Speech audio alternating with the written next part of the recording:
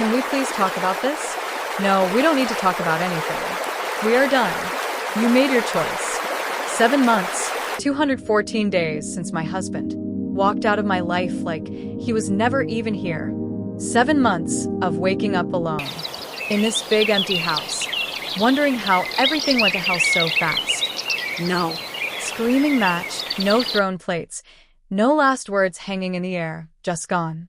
Like he evaporated. And here is the real kicker. Literally everyone I know thinks I had it coming. I am absolutely losing it trying to track down a man who has made it crystal clear he wants nothing to do with me. The whole disaster kicked off over something so damn stupid. I had left my laptop sitting open on the kitchen island while I ran to grab a package from the front porch. Delivery guy. Nothing exciting. Probably more stuff I impulse bought at 2:00 a.m. took me maybe 90 seconds. Tops.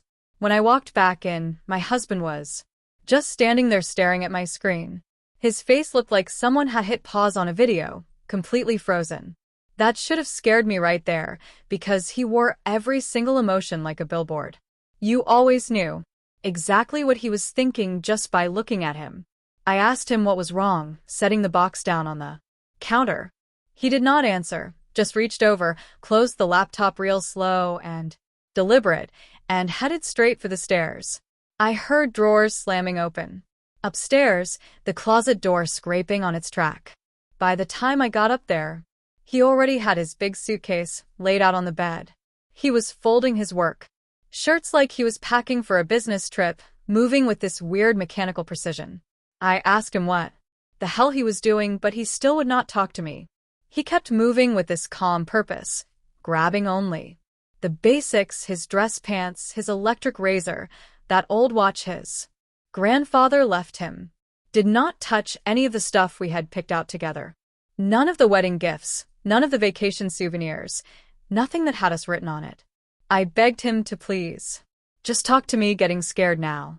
I asked him what he saw on the laptop. He stopped for just a second and looked up at me with these eyes I did not even recognize, empty, cold, like I was some random person asking him for directions. He said one word, everything, then went right back to packing. My stomach just dropped straight through the floor, because I knew exactly what he meant. The messages, months and months of messages with my coworker, my whatever the hell he was, explicit stuff. Pictures I definitely should not have been sending, plans for when we would meet up next. All of it just sitting there in my email, left open like an idiot. I tried to tell him I could explain, but he just said no. One word. Firm, but not even angry. That might have been the worst part. He told me no explanations, no big dramatic fight. He was done. I told him he could not just bail like this. And he said to watch him. And I did. Stood there watching him zip up that suitcase, grab his car keys off the dresser, walk right past me like I was a piece of furniture he did not even notice anymore. I followed him down the stairs, foolin' begging, tears streaming down my face, promising him anything and everything I could think of. He did not react to a single word, just loaded his car and drove off down our quiet suburban street. That was June 15th.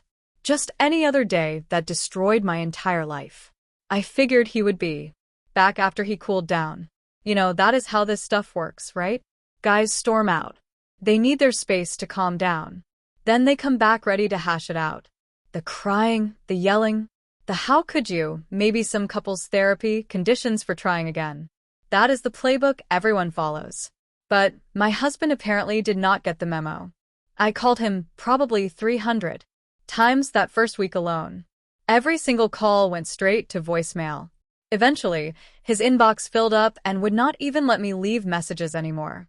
I texted him these long, rambling novels, apologies, explanations, straight up begging. They all showed delivered but never read.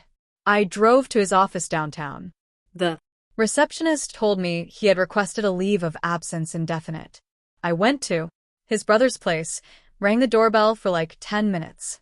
Nobody answered, but I could hear the TV on inside, some game playing. Hit up his parents' house. His mom actually came to the window, looked right at me through the glass, and closed the curtains. Just like that. Shut me out without a word.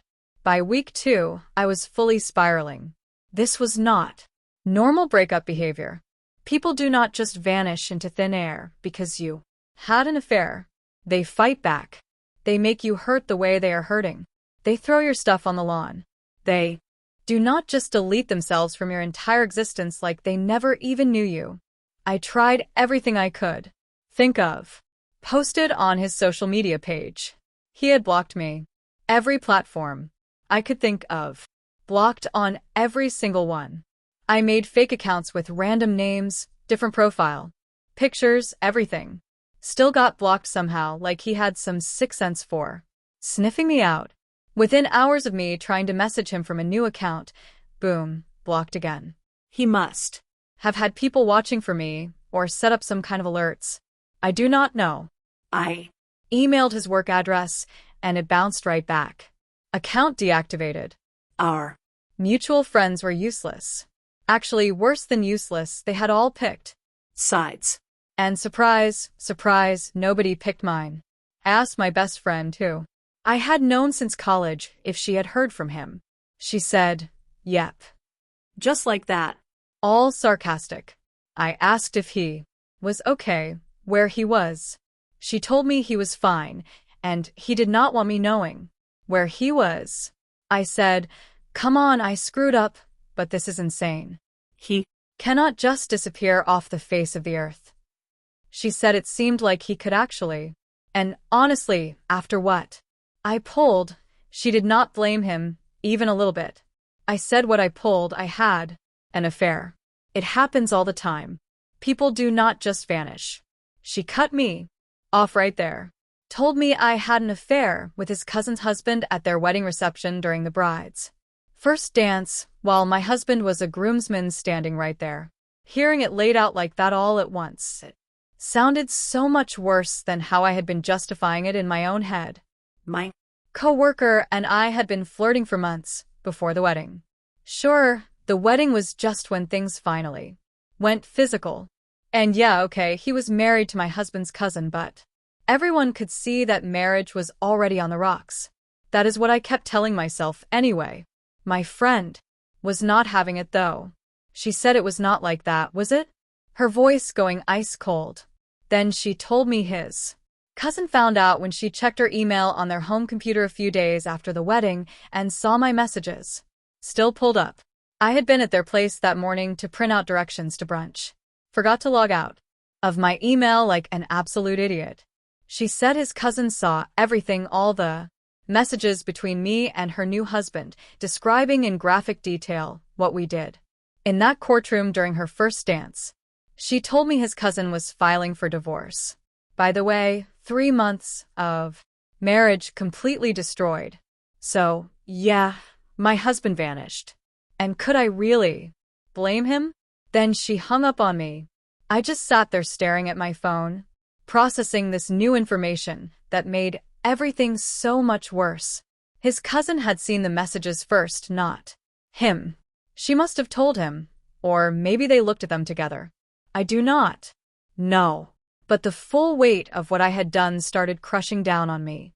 Not just an affair, but an affair with family at a family event documented in vivid detail for everyone to see. The humiliation he must have felt reading those messages. The betrayal not just of me cheating but who I chose and when I chose to do it. I tried to fix things with his cousin first, thinking maybe if I could repair that damage he might actually talk to me. But she had blocked me too. Her entire family had closed ranks. My coworker, of course, was dealing with his own fallout and wanted absolutely nothing to do with me. He texted me once before blocking me saying, this was just fun, not worth destroying his life over. Real stand-up guy, that one. By month 2, I was completely unraveling. My husband had been surgical in his disappearance, like he had planned it out step by step. Our joint bank accounts had been properly divided. He must have done it that first week before I even realized what was happening. By the time I checked, the money was already transferred to some account I could not access. He took Exactly half, not a penny more, just split it right down the middle. the House was in my name anyway, a gift from my parents when we got married. So he had no claim there. But he had removed every trace of himself from the place. His clothes, his books, his gaming setup with the expensive computer he had built. Himself. Those movie posters I had always complained about, even the photos. Off the walls. He took them all, leaving empty frames and blank spaces everywhere.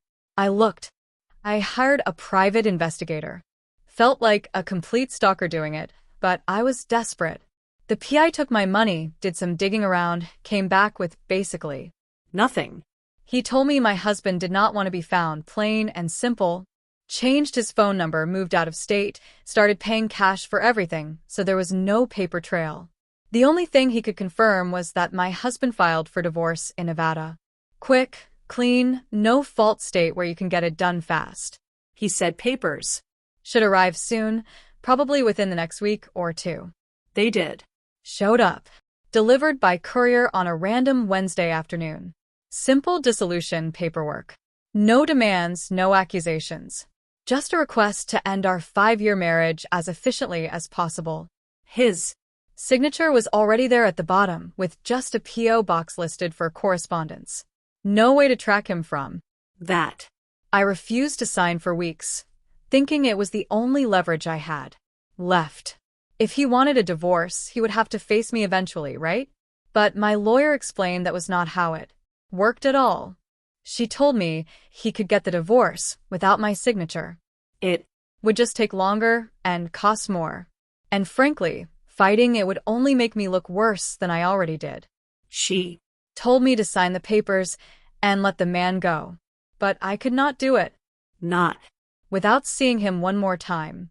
Not without making him understand that yes, I had made a terrible mistake. But we had 5 years together, a whole life. Plans for the future.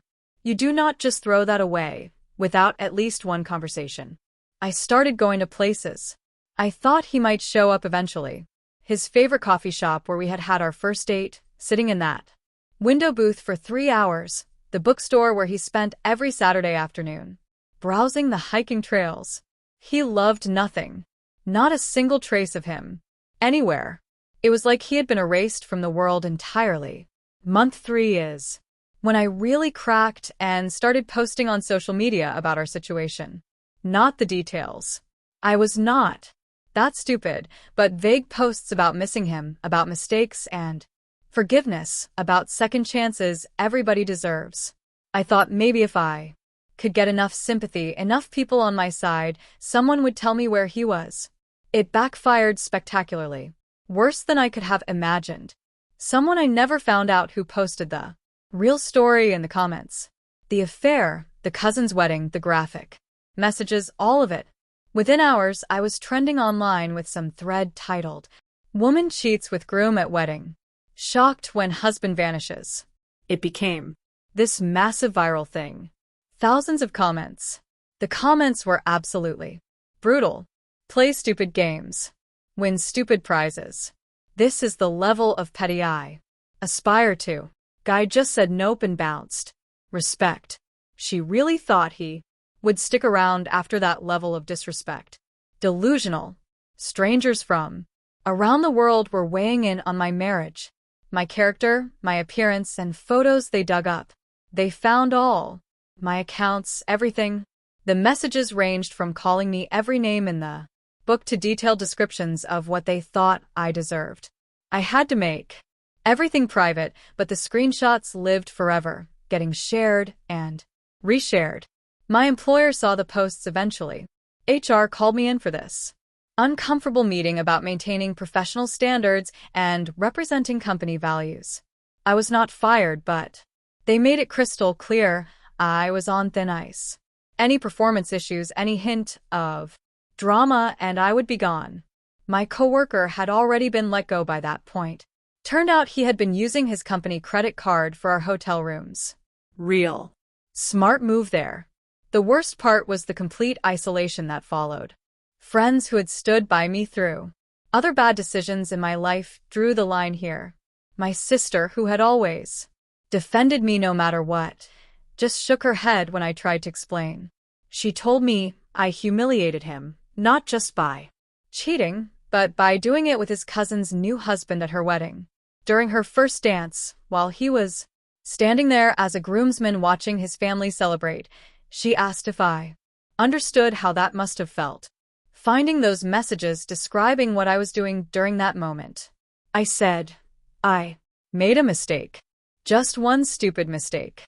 She said, no, I made a Choice. a cruel, selfish choice. And now I was facing the consequences. He did. Not owe me closure. Did not owe me anything at all. By month 4, I was Seeing a therapist. not because I wanted to, but because I was literally losing my mind. Could not sleep, could not eat, could not focus on anything but finding him. The therapist was the first person who did not immediately judge me. She Asked me to tell her about the affair, not the details, but why. What was I Looking for in it? I had never really thought about it, honestly. I told her excitement, I guess. My husband was safe and predictable. My coworker was dangerous. She asked what I meant by Dangerous. I said he was married, unavailable. It was thrilling. All the sneaking around, the coded text, meeting up in parking lots. She asked about the fact that he was married to my husband's cousin specifically. I said, I did not plan that. It just happened. They got married, and we had already been flirting for months. The wedding was just an opportunity that finally presented itself. My therapist made notes in her little journal. She asked how I thought my husband felt when he found out. I said, betrayed, hurt, angry. Those are all valid feelings. She asked, what else? Pushing me to go deeper. I thought about it. Really thought about it for the first time since this whole thing started. Humiliated, I said. Quietly, like our whole relationship was a joke. Like he was a fool for trusting me all those years. She asked what I thought someone feeling those things might need. Space, I admitted, distance from me. Time to heal without the person who hurt them making it worse by constantly trying to contact them. So, why was I trying so hard to find him? Then I said because I needed him to know I was sorry, that it was not about him, that I loved him. She asked if I did love him, or if I loved the stability he represented. That question haunted me for days afterward. Did I actually love him as a person, or did I just love the life we had built together, the steady paycheck, the nice house, the certainty of having someone who would always be there no matter what? When I thought about what I missed most, it was Sunday. Mornings in bed, reading the paper. His cooking. God, he made the best meals. The way he handled my family drama, without ever complaining, comfortable things, safe things, not passion or excitement or romance. I told her honestly, I did not know if I loved him, or just what he provided. She said, then perhaps his disappearance was a gift for both of us, a chance to figure out who we actually were without each other. Month 5 brought an unexpected development that sent me into a tailspin. My cousin ran into his sister at a concert. She was visiting from somewhere out west. Apparently mentioned that my husband was doing well, had a new job, was even seeing someone. That last part just destroyed me completely. Seeing someone already, we were not even officially divorced yet. The papers were not finalized. How could he move on so fast after 5 years together? It had only been 5 months since he left. I had destroyed my entire life, lost all my friends, became internet infamous, and he was out there dating like nothing happened. I redoubled my efforts to find him. Got obsessed with it. Hired a different PI, one who was willing to bend some rules, used contacts at credit agencies and phone companies. He found my husband clear across the country, working for some tech company, living in a small apartment, no social media presence, no listed phone number, but alive and apparently thriving out there. I booked a flight immediately. Did not even think about it. Showed up at his work like a complete stalker. Waited in the parking lot for hours. When he walked out at the end of the day, laughing with coworkers, my heart just Stopped. He looked good, healthy, happy even. His hair was longer almost, touching his shoulders now. He had grown a beard, but it was unmistakably him. Same walk, same gestures. He saw me before I could even approach. The laughter just died on his face, instantly replaced by that same blank expression from 7 months ago, like someone had wiped all emotion away. He said something to his coworkers. They Glanced my way, looking uncomfortable, and quickly dispersed. Then he walked to his car, a very nice car I might add, without even acknowledging I was there. I called out to him, asked him to wait. He stopped but did not turn around. Just stood there with his back to me. Asked how I found him, voice flat and emotionless. I said, "Does it matter? We need to talk." He said, "No, we do not." Still not turning around. I said, 5 years together. Don't I deserve that? Much? Some kind of explanation or closure. He turned then, and the look in his eyes stopped me cold. Not anger, not hurt, just nothing at all. Like I was a problem to be solved. Not a person he had once loved and built a life with. He said I deserved what I gave him. Nothing. No explanation. No closure, no dramatic confrontation, just absence. I said that was not fair. Getting desperate now. He almost smiled at that. This bitter little twist of his mouth. Asked if it was fair when I hooked up with my coworker in the coat closet during his cousin's first dance. If it was fair reading messages about how boring he was in bed compared to the other guy, how predictable and safe and unsexy. If it was fair finding out from his cousin that I was the reason her 3-month marriage ended. I said I never meant for any of that to happen. I never meant to hurt anyone. He said he did not care what I meant. He only cared what I did. And what I did told him everything. He needed to know about how much he mattered to me, which was not at all. I told him he mattered. He still mattered to me. He just held up his hand. Told me to stop. Said this was what I wanted was not it. Drama, excitement, passion. Someone who is not boring and predictable. Well, he was not going to give me the satisfaction. He was not going to yell or cry or fight for us. He was just going to live his life without me in it. Simple as that.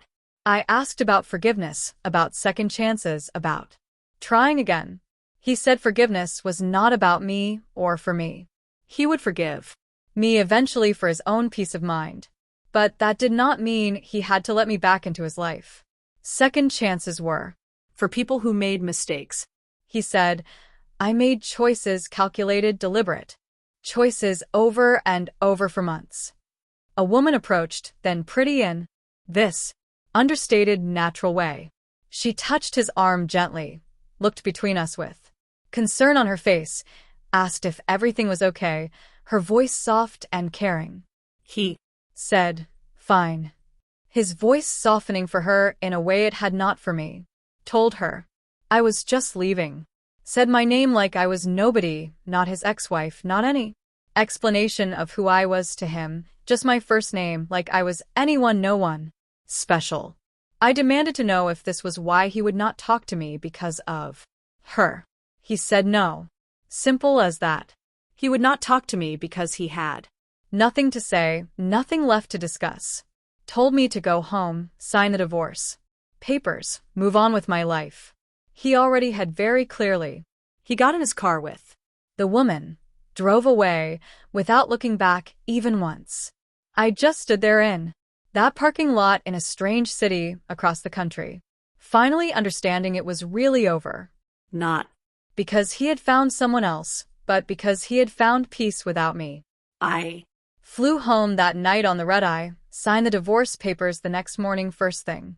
The filing was quick since it was uncontested. Neither of us fighting over anything. By month 7, right now, I am officially divorced, officially alone, officially the villain in a story that went viral and then got forgotten by everyone except me. He never came back online.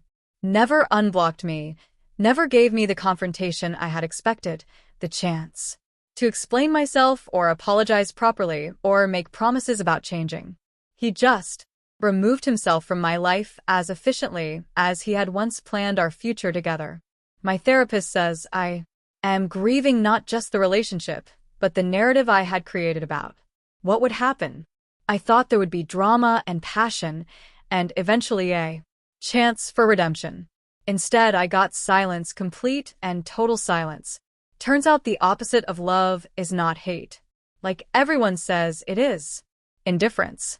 And his complete indifference to my existence is driving me absolutely insane. My therapist asked me last week why his reaction bothered me so much. I said because it is like I never mattered to him. Like 5 years meant absolutely nothing, she said. Or perhaps it meant so much that the only way he could heal was to act as if I never existed. Sometimes the deepest cuts require the most distance to heal properly. I see my coworkers sometimes, around town at the store or getting gas. We do not acknowledge each other. Just look away and pretend we do not exist. He is trying to save his marriage, I heard through the grapevine. Good luck with that. Honestly, my husband's cousin still will not speak to me. Not that I blame her one bit. The friends I lost have not come back. Probably never will. The internet has moved on to other scandals, but I am still here. Still in this house full of empty picture frames and blank spaces where his stuff used to be. Still Googling how to find someone who does not want to be found at 3 o'clock in the morning. Still checking my phone for messages that will never come. still Expecting him to eventually crack, to need closure the way I desperately do. But he will not. I know that now with absolute certainty. He gave me exactly what I gave him, a unilateral decision to end things without input or consideration from the other person. He found out I cheated, and he vanished into thin air. And somehow that is worse than any fight we could have had because fighting would mean he still cared enough to engage. Disappearing means he decided I was not worth the effort Anymore. Everyone thinks I deserve this. The isolation, the silence, the complete eraser from his life. They are probably right. I can admit that now. I Humiliated him in the worst possible way at the worst possible time with the worst possible person. I turned our marriage into a punchline and his family into collateral damage. But knowing you deserve something does not make it any easier to bear. I am losing my mind trying to understand how someone can surgically remove 5 years from their life without a backward glance. how they Can resist a human need for answers, for resolution, for having the last word. The answer is simple, though. Even if I hate it, he could walk away because I had already left. Every time I met my coworker, every lie I told, every moment I spent with another man, I was leaving him. He just made it official, made it permanent. I started therapy thinking it would help me get him back, or at least Get him to talk to me one more time. instead I am learning to live with the consequences of my choices. To sit with the discomfort of being the villain in my own story. To accept that not every ending comes with closure, and not every mistake earns forgiveness. He vanished because that was the kindest thing he could do for both of us. Probably. Fighting would have been easier for me, more satisfying, given me something to work with, but walking away was cleaner. For him, healthier. He gave me what I had been chasing all along, a life without him in it. The fact that I want him back now that he is gone is just another cosmic joke. I am the woman who cheated at a family wedding with the groom while my husband watched. I am the one who got exposed online and became a cautionary tale for thousands of strangers. I am the ex-wife whose husband disappeared rather than deal with her betrayal. And I am slowly, painfully accepting that this silence, this absence, this nothing is exactly what I deserve. Everyone else figured that out 7 months ago when this whole mess started. I am just now catching